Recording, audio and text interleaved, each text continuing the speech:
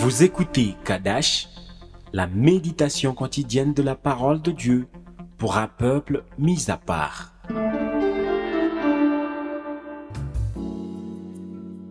Shalom, bien-aimés en Christ, je suis dans la joie car Dieu nous fait voir un nouveau jour. Je prie pour sa visitation dans ta vie. Au nom de Jésus-Christ, Amen.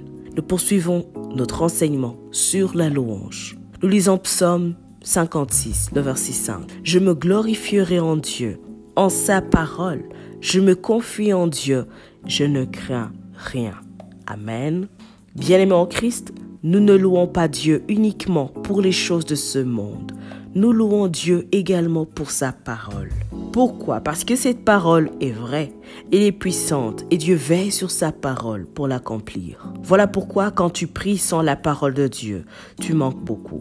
Nous devons louer Dieu à travers sa parole, car elle nous révèle l'identité et l'autorité de notre Dieu. C'est dans cette parole que l'orphelin trouve consolation, car Dieu est le Père des orphelins. C'est dans cette parole qu'une stérile trouve consolation, car c'est Dieu qui donne des enfants. Sarah est notre premier témoignage de la parole de Dieu à ce sujet. C'est dans cette parole que l'injustice est condamnée, parce que Dieu est juste. C'est dans cette parole que la pauvreté perd sa force, car Dieu est maître de l'or et de l'argent. Selon la parole de Dieu, ceux qui croient en Jésus-Christ ne meurent pas, ils vivent éternellement. Bien-aimés en Christ, c'est dans la parole de Dieu que nous trouvons la sagesse et la connaissance. La parole de Dieu est puissante et elle ne déçoit jamais. C'est impossible de rendre hommage à Dieu sans la parole de Dieu. Le premier chapitre de Jean, le verset 3 nous dit: toutes choses ont été faites par elle et rien de ce qui a été fait n'a été fait sans elle.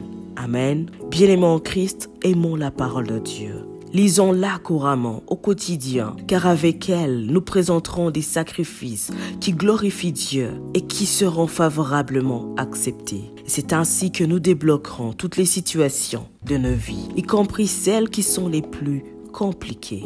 Aimons la parole de Dieu. Sois richement béni. Shalom.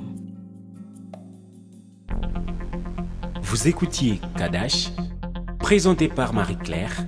À bientôt.